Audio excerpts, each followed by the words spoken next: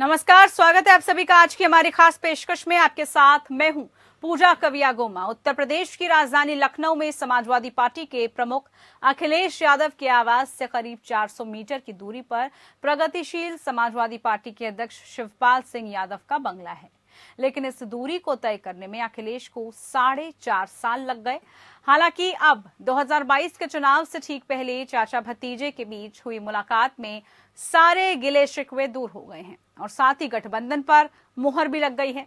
चाचा भतीजे के एक होने के बाद असल सवाल सीटों को लेकर उठ रहे हैं, क्योंकि दोनों नेताओं की मुलाकात के बाद ना तो सीट शेयरिंग का फॉर्मूला सामने आया और ना ही समझौते की शर्त। ऐसे में सवाल उठता है कि शिवपाल यादव के करीबी नेताओं को अखिलेश यादव कैसे 2022 के चुनाव में एडजस्ट करेंगे। शिवपाल यादव पिछले दिनों 100 सीटों की मांग उठा चुके हैं, जिस पर सपा की सहमति नहीं बनी थी। सूत्रों की माने तो अखिलेश ने चाचा शिवपाल से मुलाकात में उन्हें महज 7 से 10 सीटें देने की बात कही। साथ ही अखिलेश यादव ने शिवपाल यादव से कह दिया है कि सपा 350 सीट पर चुनाव लड़ेगी। ऐसे में सबसे ज्यादा दिक्कत उन सीट पर है जहां से शिवपाल के करीबी चुनाव लड़ने की तैयारी में है। दरअसल अखिलेश यादव से अलग होकर जब शिवपाल सिंह यादव ने अपनी पार्टी बनाई तो सपा के कुछ दिग्गज नेता उनके साथ हो गए थे। शिवपाल के साथ करीब 1 दर्जन ऐसे बड़े नेता हैं जो चुनावी मैदान में किस्मत आजमाने के लिए तैयार हैं, जबकि उन्हीं सीट पर सपा नेता भी ताल ठोक रहे हैं। लखनऊ के बख्शी का तालाब सीट से शिवपाल के करीबी भगवती सिंह के बेटे पूर्व विधायक राजेंद्र यादव चुनावी जंग में उतरने की तैयारी में हैं, तो सपा से पूर्व विधायक गोमती यादव भी दावेदारी कर रहे हैं। लखनऊ की सरोजनी नगर सीट पर पूर्व मंत्री शारदा प्रताप शुक्ल के चुनाव लड़ने की तैयारी में हैं, तो सपा से पिछला चुनाव लड़ चुके अनुराग यादव फिर से किस्मत आजमाने को तैयार हैं। इधर अनुराग यादव सपा के पूर्व सांसद धर्मेंद्र यादव के छोटे भाई हैं। गाजीपुर जिले की जोहराबाद सीट पर शिवपाल की पार्टी से शादाब फातिमा चुनाव लड़ने की तैयारी में हैं, जबकि इस सीट पर सपा की सहयोगी सुहेल देव समाज पार्टी के अध्यक्ष ओम प्रकाश राजभर मौजूदा विधायक हैं। शिवपाल यादव पश्चिम, अवध और बुंदेलखंड की करीब 10 जिलों की 60 से 70 सीटों पर असर रखते हैं। इसके पीछे वजह यह भी है कि उनका अभी भी सहकारी समितियों पर कब्जा है। साथ ही वो अपने कोर वोट बैंक यानी कि यादव को सहेज कर चल रहे हैं। उनकी पकड़ यूपी के 9% यादव वोट बैंक पर भी है। वैसे चुनावी आंकड़ों पर नजर डालें तो शिवपाल यादव मैदान में कहीं भी टिकते हुए नजर नहीं आते। सपा से अलग होकर 2019 में लोकसभा चुनाव में अपनी पार्टी प्रगतिशील समाजवादी पार्टी के चुनाव चिन्ह पर उतरे शिवपाल यादव ने यूपी की 47 लोकसभा सीटों पर अपने प्रत्याशी उतारे थे, लेकिन उनकी पार्टी को महज 0.3% वोट मिले। हालांकि ज्यादातर जगहों पर शिवपाल ने सपा को नुकसान जरूर पहुंचाया। उधर बीजेपी ने अखिलेश और शिवपाल के गठबंधन से होने वाले नुकसान को सिरे से खारिज कर दिया है, नकार दिया है। बीजेपी के यूपी उपाध्यक्ष पंकज सिंह ने कहा कि केंद्र में नरेंद्र मोदी और प्रदेश में योगी की सरकार है, यहां कोई गठबंधन काम नहीं करेगा। उन्होंने कहा कि बीजेपी संगठन यूपी में मजबूत है, यहां हर 60 वोट पर एक बीजेपी कार्यकर्ता है। पंकज सिंह ने दावा किया है कि बीजेपी 2022 के चुनावों में यूपी में 350 से ज्यादा सीटों पर जीत हासिल करेगी।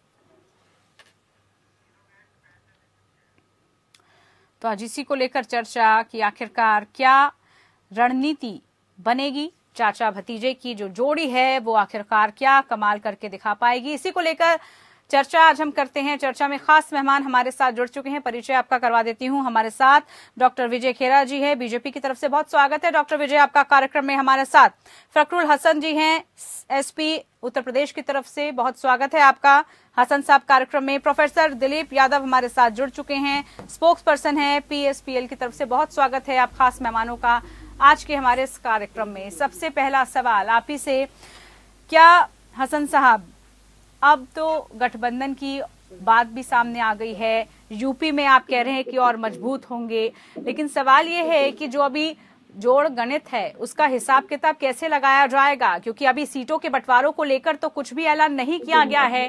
क्या आपको लग रहा है जो मतभेद, मनभेद और मनमुटाव थे वो सब क्लियर हो चुके हैं, तैयार हैं अब आपकी पार्टी? देखिए, आदरणीय शिवपाल जी हमारे राष्ट्रीय अध्यक्ष जी के चाचा थे, हैं और रहेंगे भी। हाँ, मतभेद जरूर थे कुछ मुद्दों पे, और वो भी मतभेद भी जो है वो दूर हो चुके हैं। आज जहाँ तक सीटों के बंटवारे का सवाल है, तो कल जब आदरणीय अखिलेश यादव जी मिले थे तो सीटों पे भी चर्चा हुई थी, उस सीटों के बंटवारे पे भी चर्चा हुई थी, उसके बाद ही इस गठबंधन का ऐलान हुआ है। तो हम नहीं समझते कि कहीं पे भी सीटों को बंटवारे के लिए भी कोई पेच समाजवादी पार्टी और प्रसपा के बीच में कहीं फंसा हुआ है। हमारा गठबंधन हुआ है क्योंकि आदरणीय अखिलेश यादव जी ने कहा था कि 2022 का विधानसभा चुनाव हम सभी क्षेत्रीय छोटे दलों को लेके चलेंगे, जो हमारी विचारधारा के सामान्य रूप से होंगे, जो हमारी विचारधारा से मेल खाते होंगे, उनको साथ लेके हम उत्तर प्रदेश का विधानसभा चुनाव लड़ेंगे। इसी कड़ी में आदरणीय शिवपाल सिंह यादव जी को साथ लिया है, और हम समझते हैं कि हम सबका लक्ष्य एक ही है कि जो जन विरोधी सरकार है, किसानों को कुचलने वाली सरकार है, रोजगार न देने वाली सरकार है, महंगाई बढ़ाने वाली सरकार है, उसको हटाना है। और इस कार्यक्रम पे हम सब लोगों ने मिलकर ये तय किया है कि भारतीय जनता पार्टी के कुशासन से जनता को निजात दिलाना। चलिए ठीक है, इनकी प्रतिक्रिया थी ये। विजय खेरा जी, छोटी छोटी पार्टियां, क्षेत्रीय पार्टियों को तवज्जो, मकसद साफ है कि कैसे जो है बीजेपी के खिलाफ उतारा जाए सबको, लेकिन बीजेपी कह रही है कि हम पूर्ण रूप से तैयार हैं, तमाम जो सियासी गणी और जोड़ भाग लगा ले, हमारा जो भी कोई भी गठबंधन कर ले, लेकिन हम लोग तैयार हैं।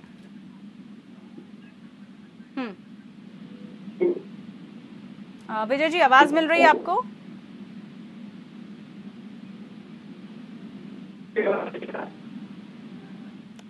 शायद आवाज नहीं पहुंच रही। विजय जी, सुन पा रहे हैं आप मुझे? चलिए, आपके पास लौटेंगे, बीजेपी से प्रतिक्रिया लेंगे। प्रतिक्रिया यहाँ पर ले लेते हैं अब हम आपसे, प्रोफेसर दिलीप जी। ठीक है, चुनाव हैं, चुनावों में हम देखते हैं कि नाराजगी, मतभेद अपनों से चल जाते हैं, लेकिन मजबूरी कहे इसको या फिर अब की जरूरत कहें कि अब जितने भी क्षेत्रीय दल हैं वो आपस में खुद ना लड़के, क्योंकि उन्हें पता है कि पिछली बार क्या हुआ था, उससे सबक लेते हुए अब वो खुद विलय भी कर रहे हैं, जुड़ भी रहे हैं पार्टियों के साथ। क्या प्रतिक्रिया आपकी?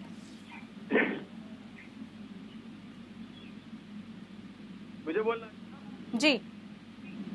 मैं कह रहा, दिलीप जी, आपसे सवाल है। जी पूजा जी, मैं बता रहा हूं हाँ जी। कि भारतीय जनता पार्टी की सरकार से जो है पूरा प्रदेश, उत्तर प्रदेश जो है त्रस्त है, देश के लोग त्रस्त हैं। इसलिए जो है इस बेरोजगारी, महंगाई, भ्रष्टाचारी सरकार को इस प्रदेश से जो है 2022 में जो है उखाड़ फेंकने का काम करने वाली है।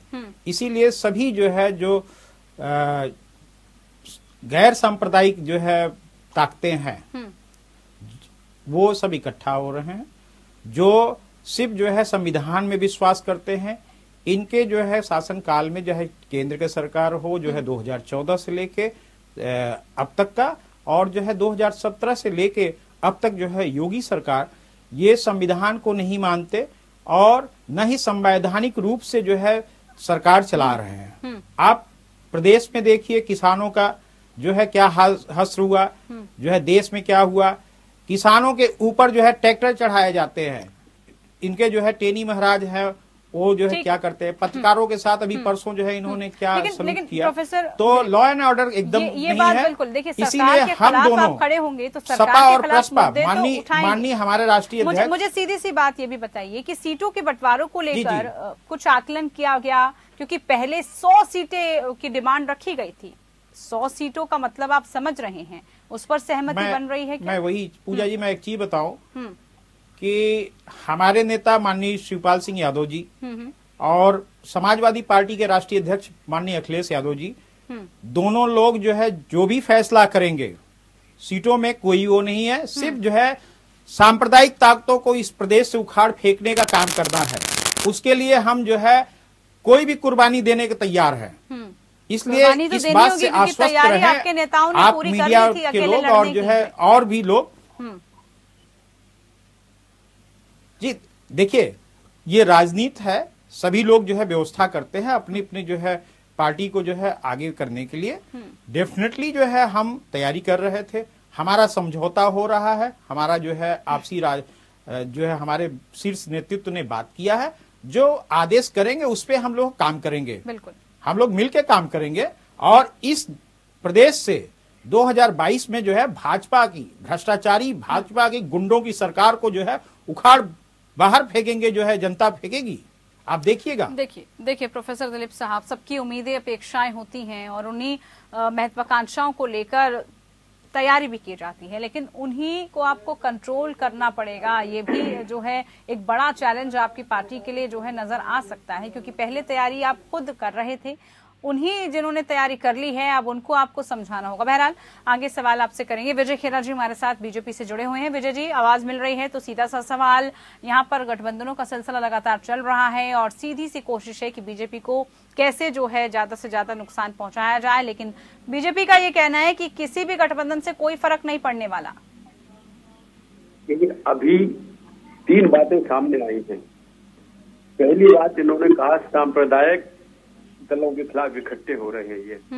अब आप ये देखिए, इतिहास तो ये है कि सांप्रदायिकता इन्होंने फैलाई, हिंदुओं के साथ अन्याय किया, हिंदुओं को कुचला, राम मंदिर पर गोली चलाना, हज हाउस खोलना, धर्मशाला नहीं, बद्रीनाथ जाने वालों के लिए कोई सुविधा नहीं देना, ये क्या है? सिर्फ मुस्लिम लड़कियों को अपनी बेटी बताना, ये क्या है? नकली मदरसों को लाखों करोड़ों रुपए की इमदाद पहुंचाना, मदद देना जो मदरसा ही नहीं है, ये क्या है? हिंदुओं को दबाना, कुचलना, उन पर गोली चलाना, सांप्रदायिकता कौन फैलाता है? और दूसरी तरफ भारतीय जनता पार्टी है जिसने बराबर से हिंदू मुस्लिम को मकान दिए, बराबर से गैस दी, बराबर से आवास दिए, बराबर से शौचालय दिए, बराबर से पेंशन दी, कहीं कोई फर्क नहीं रखा। उन्होंने फर्क रखा तो सांप्रदायिक तो वो हुए, बोलते रहे, हमसे कुछ भी सब बोलते रहे, जनता तो समझ गई कौन सांप्रदायिक है। अब आई गुंडाबाजी की बात, कौन नहीं जानता है? जनता समझ रही है खेरा साहब, जनता समझ रही, देख भी रही है। समझ गई है। आप जैसे तानाशाही लोग इस देश को, प्रदेश को खोखला कर दिए हैं। पहले पूरी पोल खुल जाने दो अपनी आप को, फिर जवाब देना। अवया चचा भतीजे का हो सक जी अभी खोलेंगे, ये जनता खोलेगी, जनता खोलेगी आपकी पोल जो है इस इलेक्शन के बाद। दीजिए दिलीप जी, बात जनता खोलेगी। विजय खेरा जी को बात कंप्लीट करने दीजिए, फिर आऊंगी आपके पास। आप जवाब दीजिए मेरी बात का। अब ये बता दीजिए, ये क्या सच नहीं है कि भतीजे ने चचा को भी लात मारी, भतीजे ने बुआ का भी क्या हस्र किया? सबको पता है। भतीजे ने अपने पिताजी का भी जबान को लगाम दीजिए, ठीक है, जबान को लगाम। देखिए राजनीति में आना जाना, पैराशूट कैंडिडेट्स, विलय, ये सब चलता रहता है, ये कोई नई बात नहीं है, लेकिन सवाल ये कि जनता के हितों की बातें आखिरकार कौन सी पार्टी कर रही है? शिवपाल और अखिलेश की जोड़ी क्या कमाल कर पाएगी आगामी चुनाव में? चर्चा में हमारे साथ लगातार खास मेहमान जुड़े हुए हैं, सवाल जवाबों का सिलसिला भी शुरू करते हैं। फिर से एक बार, क्या आपको लग रहा है, अगर हम बात करें हसन जी आपसे, कि अखिलेश यादव कैसे एडजस्ट करेंगे शिवपाल के जो करीबी नेता हैं उनको? क्योंकि सबसे बड़ा चैलेंज इस वक्त यही आने वाला है। बातचीत तो हो गई, मनमुटाव भी खत्म हो गया है, लेकिन जो तैयारी की जा रही थी प्रसपा की तरफ से, उनका आखिरकार क्या होगा? कैसे एडजस्टमेंट होगा सीटों को लेकर? पूजा जी, इस आपकी बात का जवाब दूं उससे पहले मैं विजय खेड़ा जी, आदरणीय विजय खेड़ा जी के जवाब दे दूं। उनकी, मुझे लगता है कि वो, उनकी उम्र हम लोगों से सबसे ज्यादा है, लेकिन उनकी भाषा हम सबसे ज्यादा खराब है। देखिए विजय खेड़ा जी, आप भूल जाते हैं कि समाजवादी पार्टी की जब सरकार थी तो हमने श्रवण 4 धाम यात्रा शुरू की थी। आप बताने का काम कीजिए कि उस यात्रा को क्यों भारतीय जनता पार्टी की सरकार बनने के बाद बंद कर दिया। आप भूल जाते हैं कि काशी का जो बजट था, जिसका आज माननीय प्रधानमंत्री जी ने उद्घाटन किया है, उसका मकानों का अधिग्रहण करने का काम समाजवादी सरकार में हुआ था। आप क्यों भूल जाते हैं? नफरत की राजनीति का जो प्रसार आप सोशल मीडिया के माध्यम से और चैनलों पर बैठ के करते, वो दिन अब चलेंगे नहीं, क्योंकि आज किसान परेशान है, नौजवान परेशान है, जनता महंगाई से परेशान है। वो आपको जवाब देने के लिए विधानसभा चुनाव का इंतजार कर रहा है, वोटिंग का। अब दूसरी चीज, जहां तक प्रस्ताव से सीटों के समझौते की सवाल है, तो हम कहना चाहते हैं कि हमारा समाजवादी पार्टी और प्रस्ताव के बीच में जो भी सीटों की बातचीत थी वो कल हुई है, और उससे पहले भी एक बार बातचीत हो चुकी है। कल तो औपचारिक ऐलान था। तो समाजवादी पार्टी और प्रस्ताव के बीच में सीटों का कहीं कोई, अगर भारतीय जनता पार्टी सोच रही है, कोई दूसरे लोग सोच रहे हैं कि हमारे सीटों के बीच में कुछ सरफोटबल होने जा रहा है या कुछ मतभेद होने जा रहा है, तो ऐसा कुछ होने नहीं जा रहा है। हमारा गठबंधन मजबूत है, हम सब मिलके इस जन विरोधी सरकार को उखाड़ फेंकना चाहते हैं, यही हमारा लक्ष्य है। क्योंकि ये लोग जो कहते हैं कि हम बहुत ईमानदार हैं, लेकिन जब इनसे पूछो कि प्रधानमंत्री केयर फंड का क्या हुआ, उसका हिसाब दे दो तो उसका हिसाब नहीं देंगे। लेकिन ये आप पे आरोप जरूर लगा देंगे आप भ्रष्टाचारी हो, लेकिन अपने भ्रष्टाचार की बात ये नहीं करते। इनसे पूछिए कि रोजगार का क्या हुआ, ये आप पे सवाल कर देंगे, उसका जवाब नहीं देंगे। इनसे पूछिए महंगाई का क्या हुआ, पेट्रोल के दाम का क्या हुआ। इनसे पूछिए कि घर का जो बजट है वो बिगड़ गया है, सरसों का तेल 250 से ऊपर हो गया है, सब्जी खरीदनी तमाम मुद्दे हैं जिसको लेकर जो है इस वक्त चुनावी मैदान पर उतर रही हैं विपक्षी पार्टियां। अगर यहाँ पर प्रोफेसर दिलीप जी बात की जाए, क्या जरूरत आन पड़ी अब गठबंधन की, क्या मजबूरी थी, या फिर आपको लग रहा था कि पहले चुनावी में अकेले उतर कर देख लिया और उसका नतीजा भी देखा कि क्या कुछ जो है निर्णय जनता ने कितना आपको स्वीकारा, कितना आपका वोट परसेंटेज रहा, ये जो है एकमात्र क्या इस वक्त रणनीति थी कि आपको ये गठबंधन करना पड़ा? हालांकि प्रसपा की तरफ से हर मंच पर खुले तौर पर ये कहा गया कि आप तैयार हैं, लेकिन अखिलेश यादव जो हैं इसके लिए हामी भरे।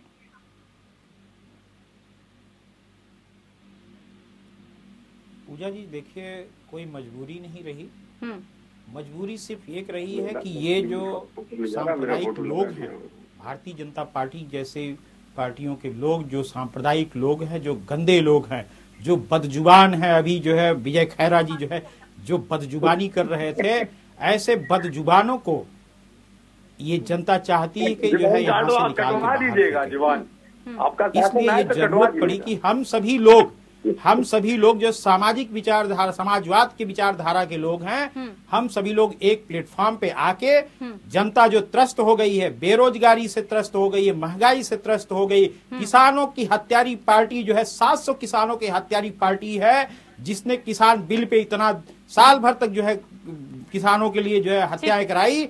इसके अलावा पेपर 2017 से योगी सरकार जो है प्रदेश में है, सारे पेपर लीक कराए इन्होंने, जो है ये आलम कर दिया कि जो है लोगों को जो है जो वैकेंसी निकलती है पेंडिंग चली आ रही है। इन्होंने प्रधानमंत्री आवास योजना में लूट का काम किया है, इन्होंने आयुष्मान भारत में लूट का काम किया है, उज्ज्वला योजना में लूट का काम किया है, ये बिजली इलेक्ट्रिफिकेशन में जो है लूट का काम किया है। निकृष्टम और भ्रष्टम सरकार है आज तक, आजादी से लेकर आज तक। ऐसे सरकार को जनता ने मन बना लिया, 2022 में जो है उखाड़ फेंकने का काम करेगी।